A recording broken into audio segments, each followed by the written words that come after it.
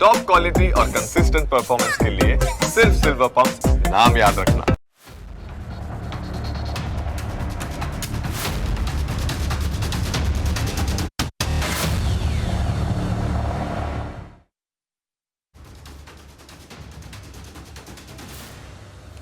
નમસ્કાર, હું જનક દવે.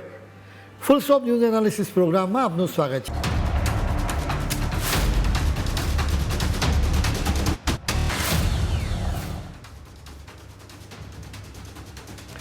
ત્રીસ વર્ષનો એક આશાસ્પદ યુવાન એક્સપર્ટ ડૉક્ટર બનીને સમાજની સેવા કરવાના સપના આંખોમાં સજાવીને સુરતની નવી સિવિલ હોસ્પિટલમાં આવ્યો હતો.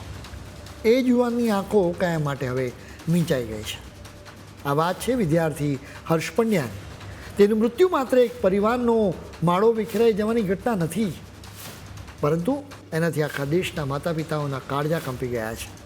પોતાના સંતાનને ભણવા મોકલતા દરેક મા બાપના મનમાં આજે એક જ સવાલ થઈ રહ્યો છે કે શું મારું સંતાન કોલેજમાં સલામત હશે ખરું?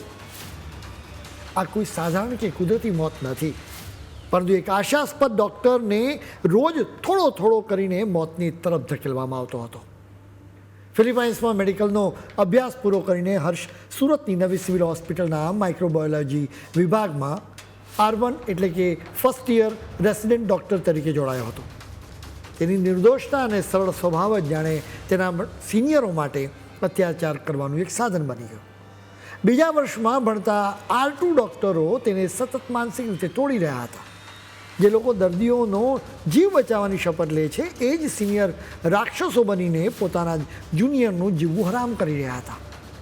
વોટ્સએપ ગ્રુપની ચેટ સામે આવી ત્યારે આ ક્રૂરતાનો આખો પર્દાફાશ થયો.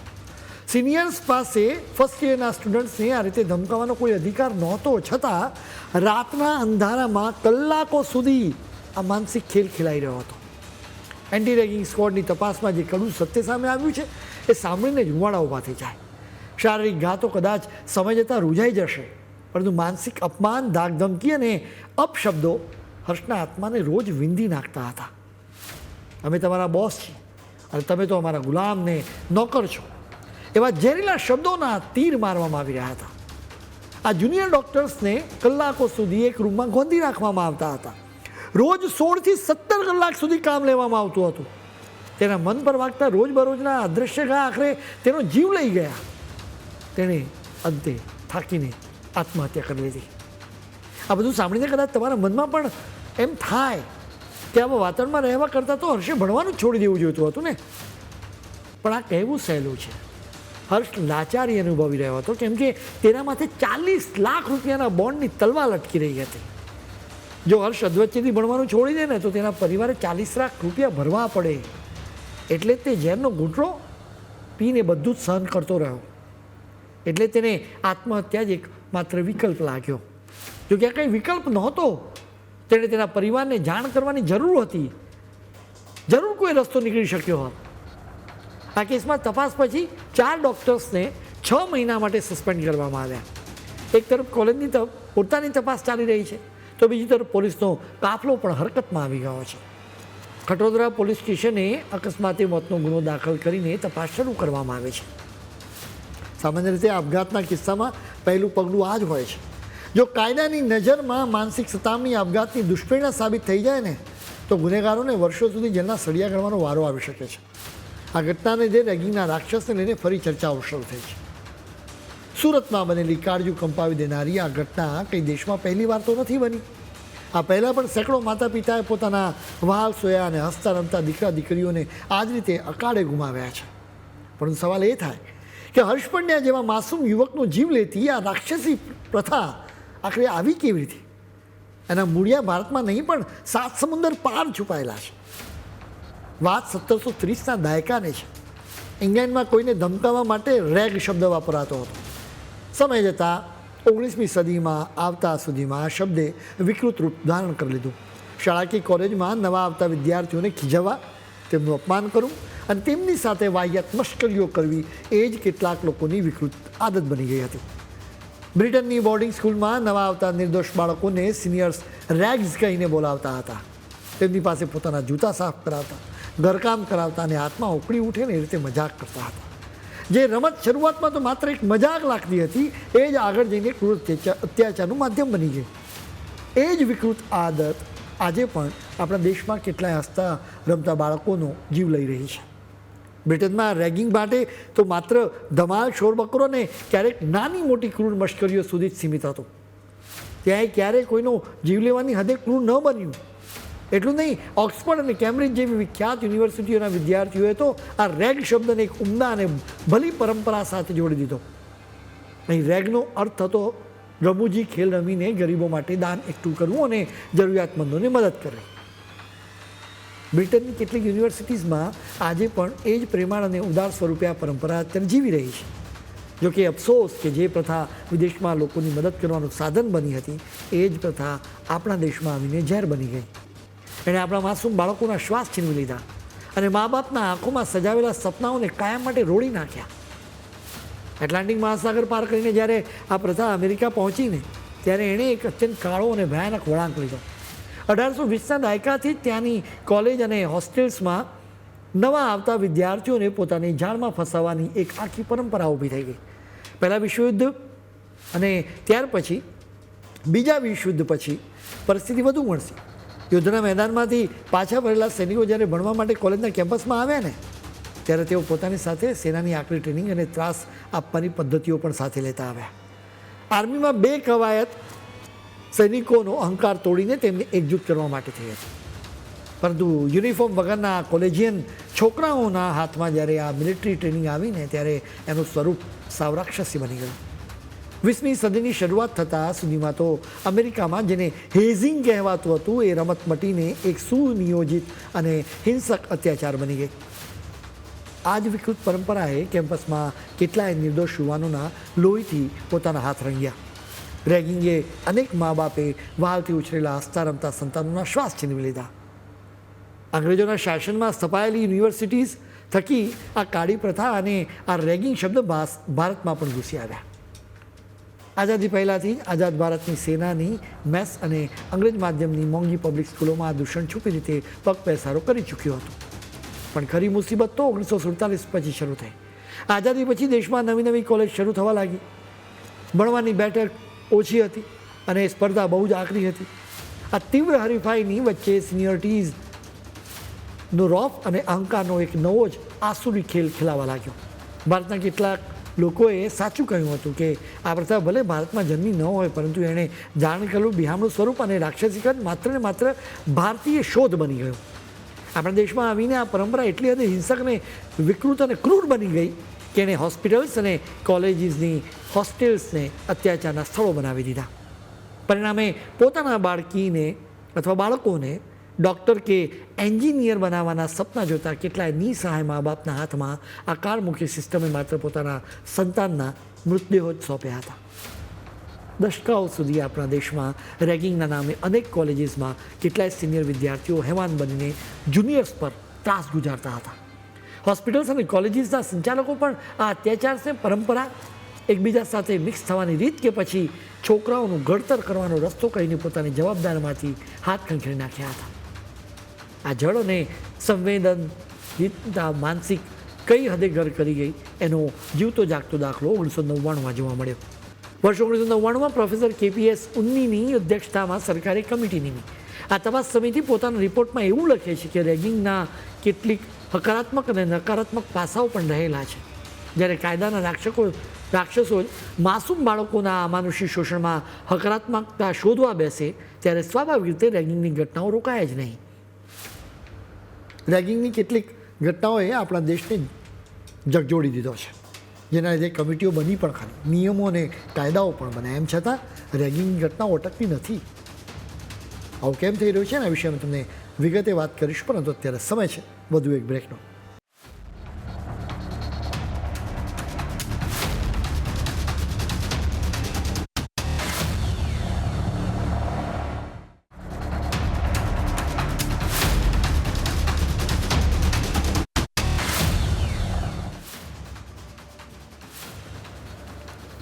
બ્રેક બાદ આપનું સ્વાગત છે. આપણા દેશમાં જ્યારે પણ કોઈ વિદ્યાર્થી રેગિંગથી કંટાળીને ગળો ફાંસો ખાઈ લે, ત્યારે બધા જ લોકો ચોંકી જાય. આકરા પગલાં લેવાની અને નિયમો બનાવવાની માંગણી કરવામાં આવે. આપણા દેશમાં 1997માં તમિલનાડુ દેશનું પહેલું એવું રાજ્ય બન્યું જેણે રેગિંગ પર સંપૂર્ણ પ્રતિબંધ મૂકતો ખાસ કાયદો બનાવ્યો હતો. વર્ષ 2001માં વિશ્વ જાગૃતિ મિશન નામના સંગઠનની અરજી પર સુપ્રીમ કોર્ટે એક ઐતિહાસિક ચુકાદો પણ આપ્યો. રાજ્યમાં રેગિંગની વિરુદ્ધમાં કાયદો હોય કે ન હોય, દેશની દરેક કોલેજ અને યુનિવર્સિટીઝમાં રેગિંગ પર દેશવ્યાપી પ્રતિબંધ લગાવી દેવામાં આવ્યો. જોકે અફસોસની વાત એ છે કે કાગળ પર બનેલા આ કાયદા કોઈ નિર્દોષનો જીવ બચાવવા માટે પૂરતા નહોતા.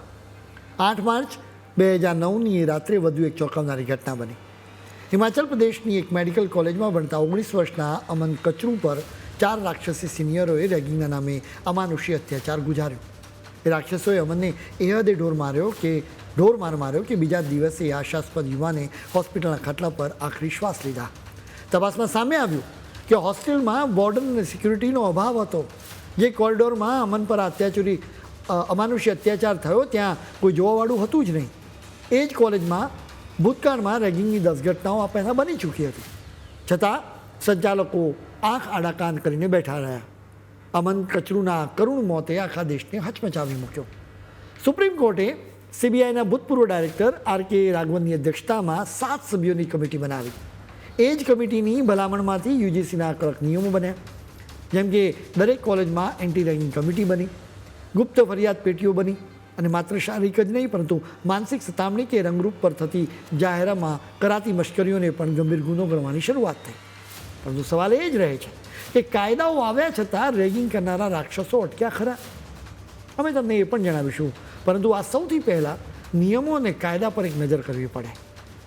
જો કોઈ વિદ્યાર્થીએ રેગિંગનો ગુનો કર્યો હોવાનું પુરવાર થાય તો યુજીસીના નિયમ 9 હેઠળ કોલેજ તેની સામે આકરા પગલાં ભરી શકે. શરૂઆતમાં કદાચ માત્ર કડક ચેતવણી આપીને કે ધમકાવીને છોડી દેવાય, પણ ગુનો ગંભીર હોય તો તેની સ્કોલરશિપ અને તમામ સરકારી કે કોલેજની સવલતો આંચકી લેવામાં આવે છે. એટલું જ નહીં, આવા વિદ્યાર્થીને પરીક્ષાઓ કે અન્ય તમામ શૈક્ષણિક પ્રવૃત્તિઓમાંથી હાંકી કાઢવામાં આવે છે. તેનું પરિણામ અટકાવી દેવાય છે અને હોસ્ટેલ્સમાં તાત્કાલિક ધોરણે રવાના કરી દેવામાં આવે છે. વાત અહીં પૂરી નથી થતી. કોલેજ તેને સસ્પેન્ડ કરી શકે છે, હંમેશ માટે ટર્મિનેટ એટલે કે રેસ્ટિકેટ પણ કરી શકે, FIR પણ કરવામાં આવી શકે છે. કોલેજમાં anti ragging committee, anti ragging squad અને એન્ટી રેગિંગ સેલ રચવાનો પણ આદેશ આપવામાં આવ્યો છે. રેગિંગની ઘટનાઓ કંઈ છૂટાછવાયા બનાવો નથી, પરંતુ એક ઊંડી માનસિક વિકૃતિનું ભયાનક રૂપ છે. સોસાયટી અગેન્સ્ટ વાયોલેશન ઇન એજ્યુકેશનના રિપોર્ટ પ્રમાણે 2022થી 2024ના ટૂંકા ગાળામાં જ રેગિંગને લીધે 51 નિર્દોષ વિદ્યાર્થીઓએ પોતાના જીવ ગુમાવ્યા. અને એમાંય સૌથી દુઃખ વાત તો એ છે કે એમાંથી લગભગ 45% જેટલા મોત એ મેડિકલ કોલેજમાં થયા કે જ્યાં લોકોને નવું જીવન આપવાનું શીખવામાં આવ્યું હતું. દેશના લગભગ 40% વિદ્યાર્થીઓ પોતાની કોલેજના જીવન દરમિયાન ક્યારેક ને ક્યારેક રેગિંગનો શિકાર બન્યા જ હોય છે. 1990ના દાયકા પછી જ્યારે પ્રાઇવેટ મેડિકલ અને એન્જિનિયરિંગ કોલેજ ફટાફટ ખુલવા લાગી ત્યારે ભણતરની દુકાનો તો ખુલી ગઈ, પરંતુ ત્યાં સંસ્કાર અને સુરક્ષાની ખાતરીનું કલ્ચર તદ્દન ગાયબ થઈ ગયું. ખાસ કરીને મેડિકલ અને એન્જિનિયરિંગ કોલેજમાં જ આવું કેમ થાય છે એનો જવાબ આ કોલેજના રૂમ અને કોરિડોરમાં ગુંગળાતા એ માસૂમ શ્વાસોમાં છુપાયેલો છે. આ દેશમાં નીટ કે JEEની તૈયારી કરતાં જ બાળકોનું અડધું બાળપણ મરી જાય છે. રાત દિવસ એક કરીને જ્યારે એ વિદ્યાર્થી ડૉક્ટર કે એન્જિનિયર બનવા પહોંચે છે ત્યારે તેની સામે એક અત્યંત ક્રૂર વર્ચસ્વની વ્યવસ્થા ઊભી હોય છે. મેડિકલ કોલેજીસમાં રેસિડેન્ટ ડૉક્ટર્સ દિવસ રાત ઊંઘ વિના કામ કરતા હોય છે અને ત્યાં સિનિયર્સ જ તેમનું ભવિષ્ય નક્કી કરે છે. તમને મજબૂત બનાવીએ છીએ એવા પોકળ બહાના હેઠળ જે માનસિક અત્યાચાર આચરવામાં આવે છે ને એ ખરેખર તો પેઢી દર પેઢી ચાલી આવતી એક માનસિક વિકૃતિ છે. અમારી સાથે પણ આવું જ થયું હતું. એવું બહાનું કાઢીને સિનિયર્સ પોતાના ભૂતકાળના ડર અને લઘુતા ગ્રંથિનો બદલો લેવા માટે નવા આવતા નિર્દોષ વિદ્યાર્થીઓને ટાર્ગેટ કરતા રહે છે. આવું માત્ર ભારતમાં જ થાય છે એવું નથી. અમેરિકામાં પણ 50%થી વધુ યુનિવર્સિટીઝના વિદ્યાર્થીઓ આ વિકૃતિનો ભોગ બન્યા છે. ત્યાં 2017માં લ્યુઇસિયાના સ્ટેટ યુનિવર્સિટીઝમાં એક નવા વિદ્યાર્થીને સિનિયર્સે રેગિંગના નામે બળજબરીથી અતિશય દારૂ પીવડાવ્યો, જેના કારણે તેનું મોત નીપજ્યું હતું. આ ઘટના પછી જાગેલી સરકારે આકરા કાયદા બનાવ્યા. જ્યારે ઓસ્ટ્રેલિયામાં તો આજે આ અંગે કોઈ યોગ્ય રાષ્ટ્રીય કાયદો છે જ નહીં, પણ આપણી પાસે તો કાયદાનો આખો હિમાલય ખડકાયેલો છે. સુપ્રીમ કોર્ટ, રાઘવન કમિટી અને યુજીસીની ગાઈડલાઇન્સ કાગળ પર તો એકદમ મજબૂત દેખાય છે, છતાં આપણી વ્યવસ્થા એટલી લાચાર છે કે આ કાયદાઓની અસર કોલેજ કેમ્પસમાં જોવા મળી નથી રહી. જાણે કે આ વ્યવસ્થા માત્ર દર્દી મરી ગયા પછી ડેથ સર્ટિફિકેટ લખવા જેવું કામ કરી રહી છે, કેમ કે કેટલાક વિદ્યાર્થીઓના મનમાં રહેલી વિકૃતિ કાઢવી એ સહેલી નથી હોતી. તમે કોઈ પણ કેસ તપાસો, બધું જાણવા છતાં લોકોનું મૌન જ આ રાક્ષસને પોષે છે. નવો છોકરો પોતાની કારકિર્દી અને હોસ્ટેલ છીનવાઈ જવાના ડરે ચૂપ રહે છે. સાથે ભણતા મિત્રો ડરના મારે મોઢું ફેરવી લે છે અને જ્યારે પ્રોફેસર્સ કે ઓથોરિટીઝને કહેવામાં આવે છે ત્યારે મોટાભાગના કિસ્સાઓમાં વહીવટીતંત્ર આખી ઘટના પર પડદો પાડી દેવાનો જ પ્રયત્ન કરે છે. આ મૌનની કિંમત બહુ ભયાનક હોય છે, કારણ કે જે બચી જાય છે ને એ આખી જિંદગી ડિપ્રેશન, એન્ઝાયટી અને માનસિક આઘાતમાં જીવે છે. કેટલાય તેજસ્વી બાળકો ભણવાનું છોડીને ઘરે ભાગી જાય છે, તો કેટલી વાર જાતિ, ભાષા કે પ્રદેશના નામે પણ તેમને ટાર્ગેટ કરવામાં આવે છે. અને આખરે જ્યારે સહનશક્તિની તમામ હદો વટાવી જાય ત્યારે કોઈ અમન કચરું અને હર્ષ પંડ્યા જેવા સંવેદનશીલ વિદ્યાર્થીઓ જિંદગીની રમતમાં હારી જાય છે. મૂળ વાત એ છે કે એકાદ દિવસ અપમાન કે ઠપકો કે માર મારવામાં આવે તો કદાચ કોઈ વિદ્યાર્થી સહન પણ કરી લે, પરંતુ જ્યારે દરરોજ 1-1 કલાક સુધી એમ સળંગ અઠવાડિયા કે મહિનાઓ સુધી માનસિક અને શારીરિક ટોર્ચર થાય ત્યારે કોઈ સામાન્ય રેગિંગ નથી હોતું. એ તો કોઈને બંધક બનાવીને અપાતી યાતના બની જાય છે.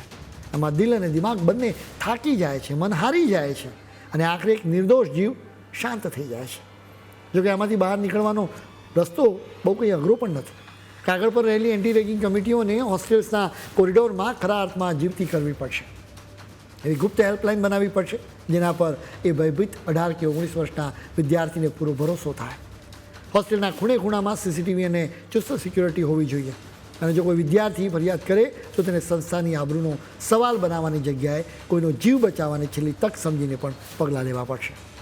મા બાપે પણ બાળક સાથે ફોન પર વાત કરતી વખતે તેના મૌનને વાંચતા શીખવું પડશે. કોલેજોએ પોતાના કેમ્પસમાંથી દાદાગીરી કરતા ભૂતપૂર્વ વિદ્યાર્થીઓના અડ્ડાઓ સખત હાથે ખાલી કરાવવા પડશે. અત્યારે ડૉક્ટર હર્ષ પંડ્યાના કરુણ મોતના લીધે રેગિંગની ઘટનાઓની ચર્ચા થઈ રહી છે. જોકે આવી ઘટનાઓ પછી દર વખતે આક્રોશ સવાલ કરવામાં આવે છે કે કોઈ મા બાપનો દીકરો શબવાહિનીમાં ઘરે પહોંચે તે પહેલાં આપણી મરી ગયેલી સંવેદનાઓ અને કાયદાઓ સમયસર જાગશે કે નહીં,